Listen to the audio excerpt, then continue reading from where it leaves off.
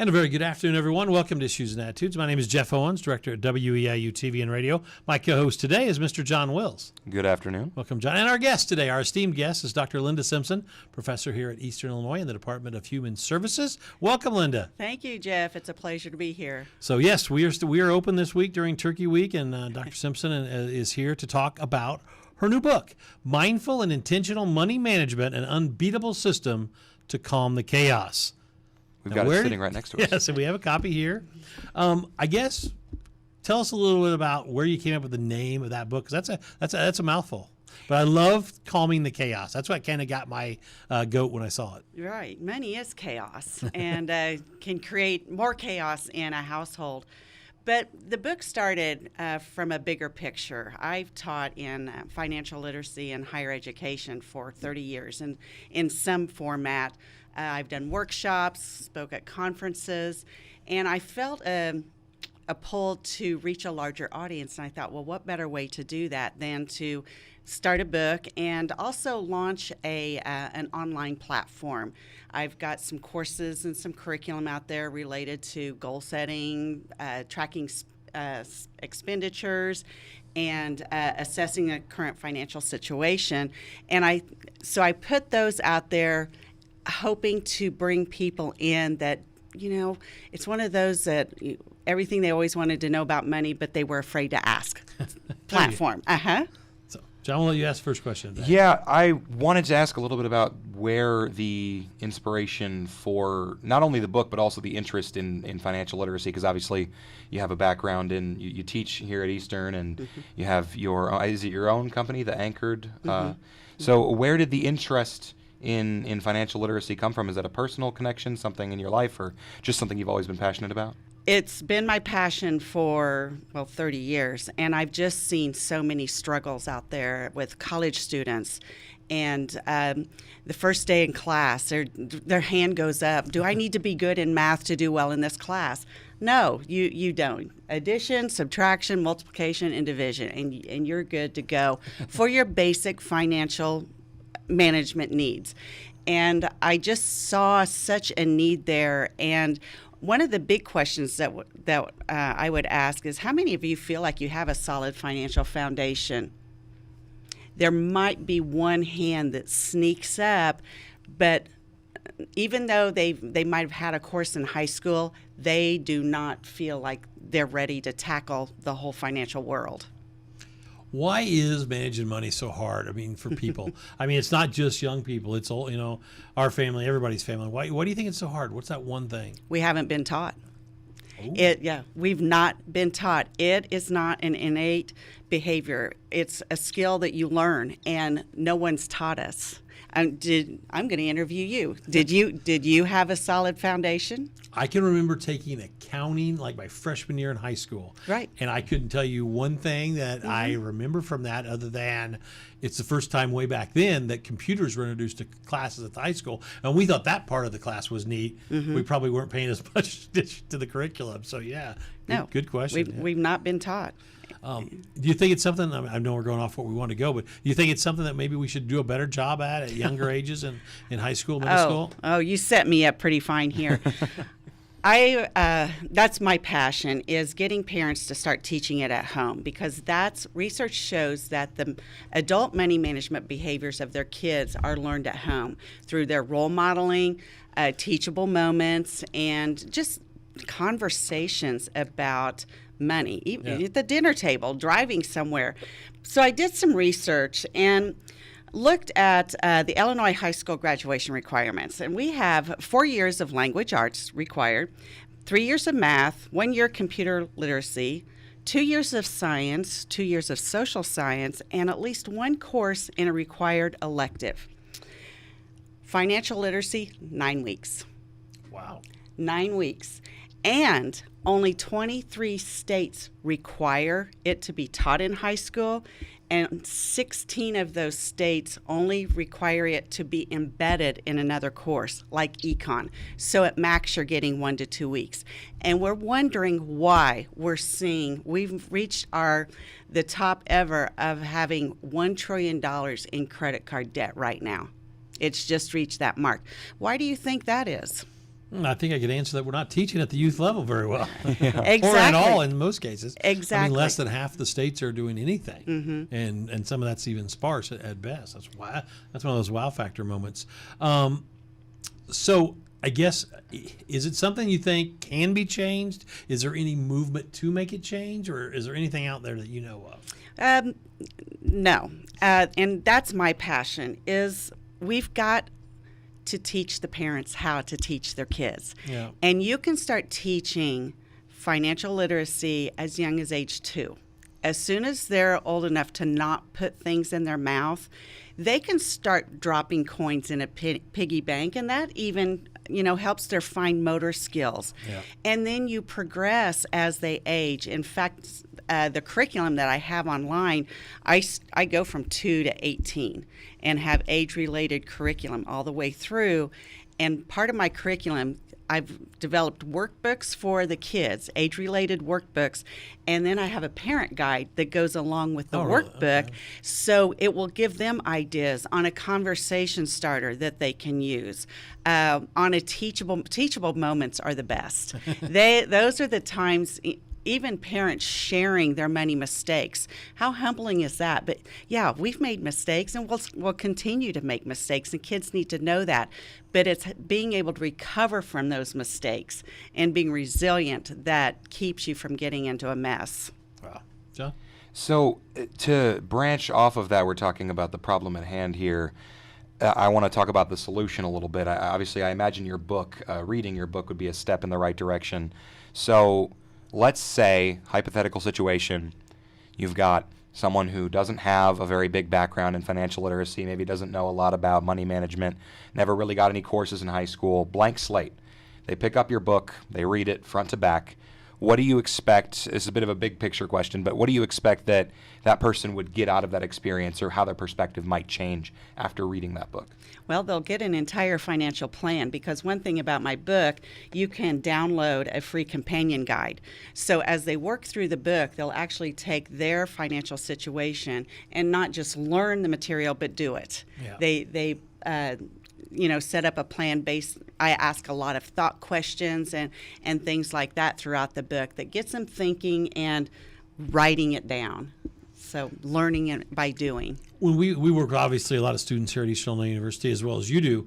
So when you have a student that's getting ready to graduate, do you have some questions? Because we all get closer to certain students than others, but if you have maybe a favorite student or a student that's really inquisitive about this stuff, do you sit down with him or her and say, hey, here's what you need to think about as you're getting your first job? Or do you do any of that kind of stuff? I do that in my class. I teach a gen ed course, personal and family finance. So that's what we do in that class, exactly what you're talking about, careers and getting started and things like that. So no, not at graduation because it's a 2000 level course.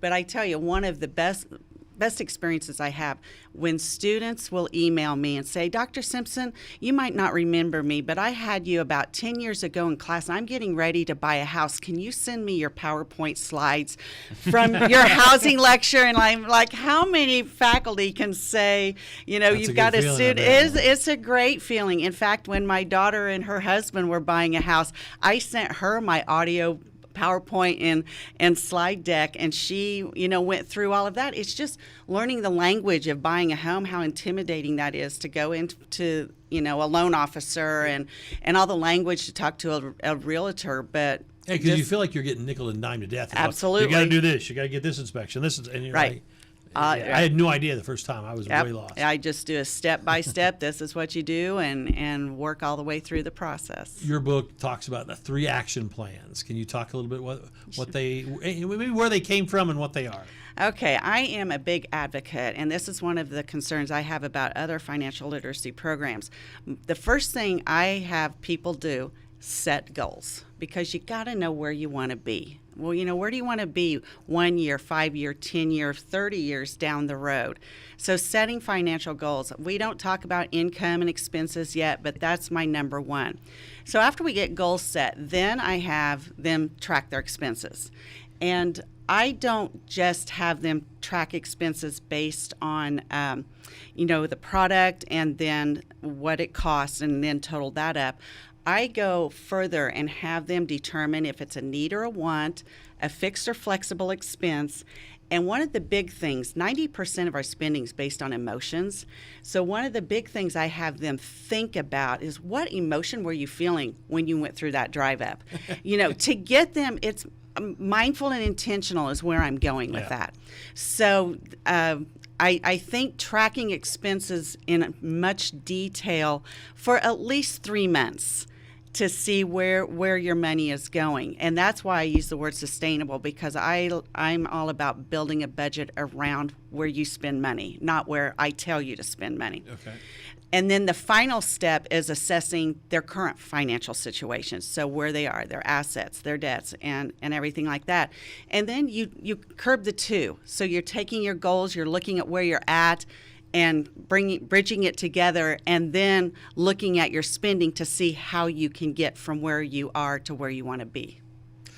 You said something in the book about understanding your money, and I've never really heard it put that way. Where'd that come from? I mean, understanding your money. I love that. Well, it's money behaviors, understanding your money behaviors, and that's another thing I came up with. I have the 3 big secrets that will help you understand why you spend the way you do. And number 1, transactions have changed. And back in the day, if something costs $7.80, you handed $7.80 or $10 and you got change back.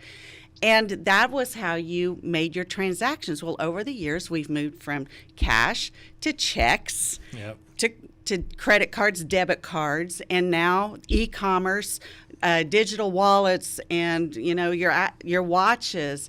And it's just made us so much more mindless in our spending. And research shows that the more novel the payment instrument is, you will spend 100% more.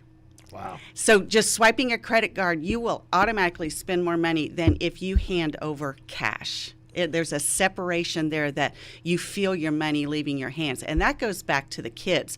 These kids don't know cash. Do you have checks?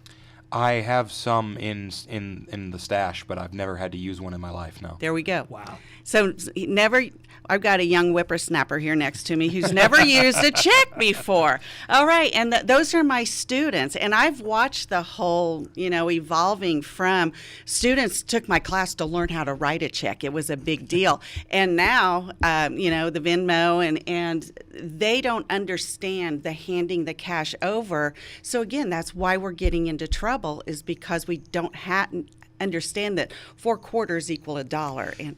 And the people that are selling us stuff know this too. So like when you go to any sporting event, there's no cash. Right. Like pro baseball, minor league baseball, football, basketball, hockey. It's all debit card because they know it doesn't seem like you're, when you pay $12 for a hot dog, which is ridiculous, but you have to do it. So, absolutely. Wow. And retailers and marketers know how that whole 90% of our spending based on emotions, they know how to hit our emotions, and they do it well.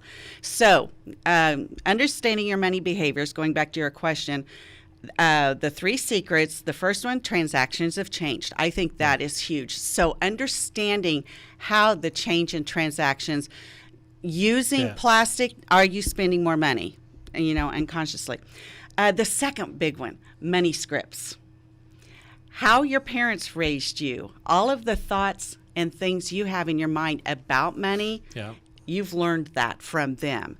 So maybe the brand that they've always used, you still use that brand, even though you might be okay with a less cost, but you don't know any different because that's what you learned.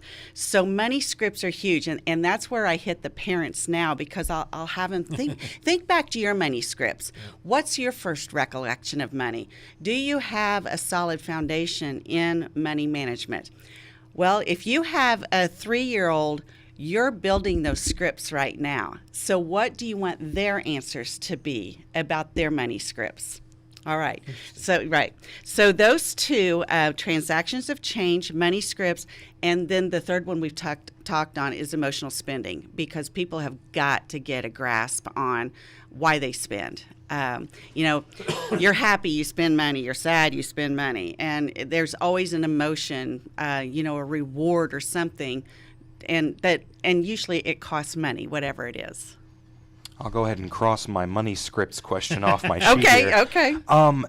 Let's talk a little bit, as we did a little earlier, about some of the other options that are in the world of money management, some of the other people that are out there offering courses or writing books.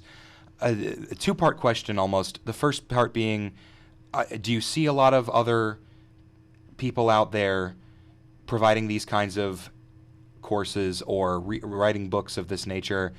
And the second part of the question being, what do you think makes your efforts at providing this stuff better or different even than the other options that are out there? Okay, good question. Yes, it's a flooded market out there, and that's another thing. You've got to be careful because there's a lot of financial coaches, financial advisors, whatever. So you've really got, and that's where education. You've got to be educated to know if what they're saying is correct.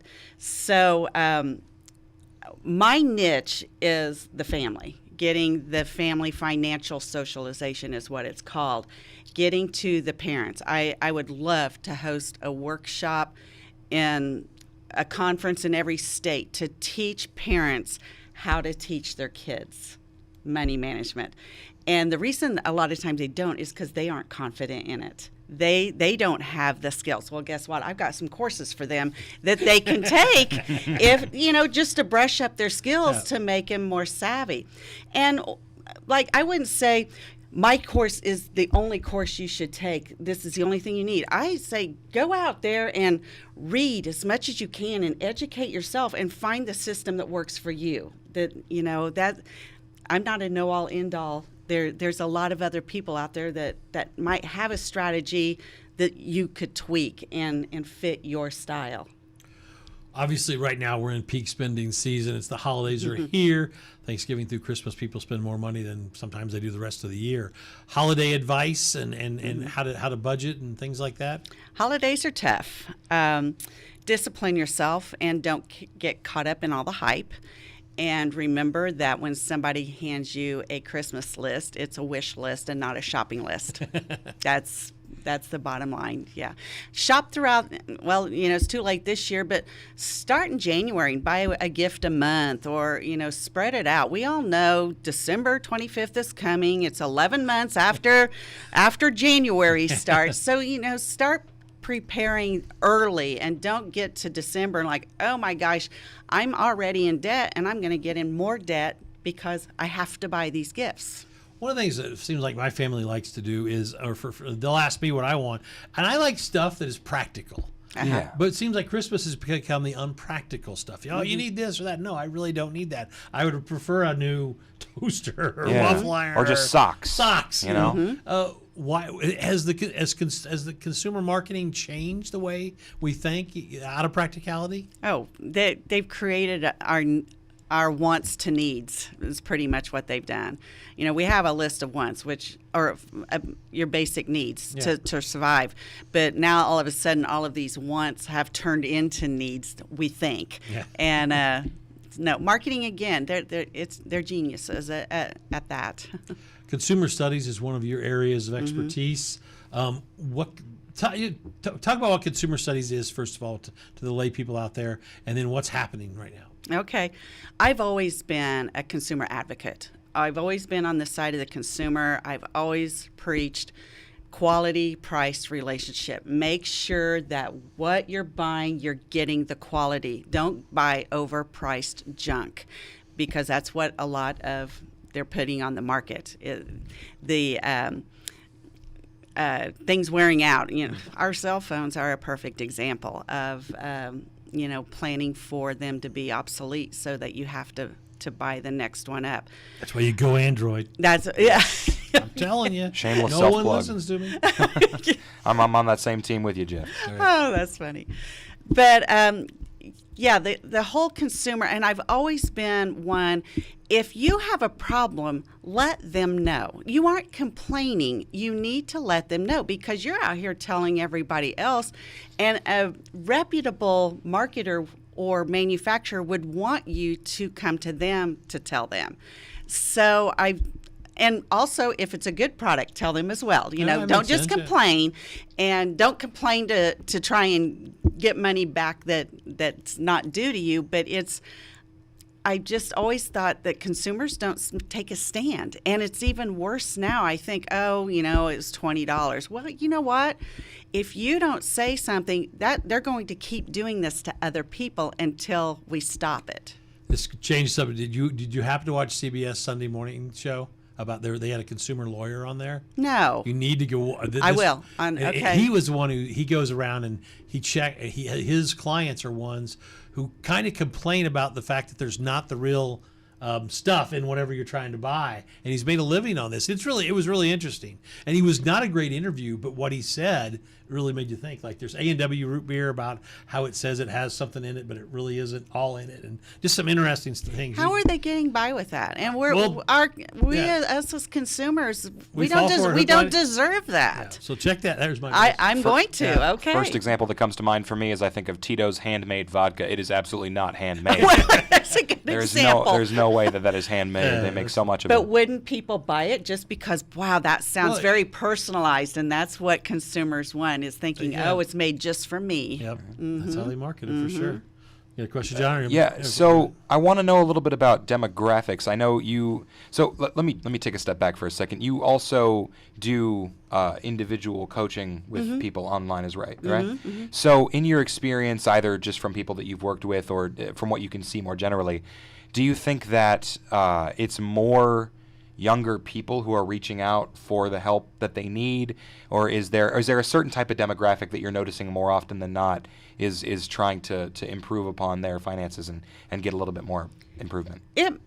Yeah, the younger generation, yes, but really it could be the full range from 18 to 70. I've had, older people read this book, and they come out with some really good ideas and some tweaks that they're going to make to their finances based on, the things they've read.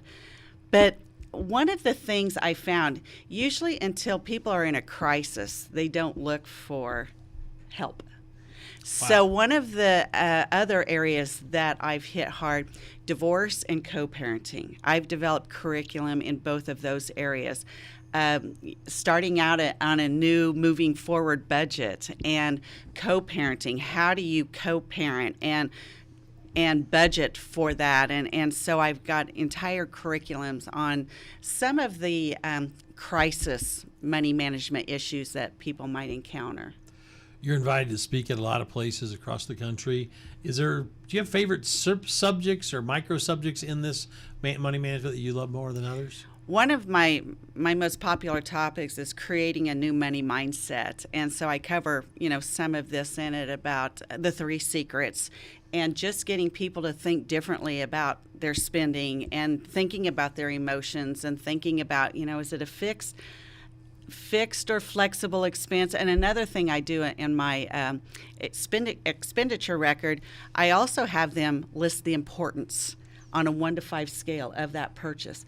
Because if it's a 3 or less on the importance scale and it's a flexible expense, get rid of it. That's a number one. That's how you start analyzing and looking through and seeing what you can let go. Smart home devices are an interest of yours because are they helping, or are they an expense that someone created, or what's your opinion there? They're getting there.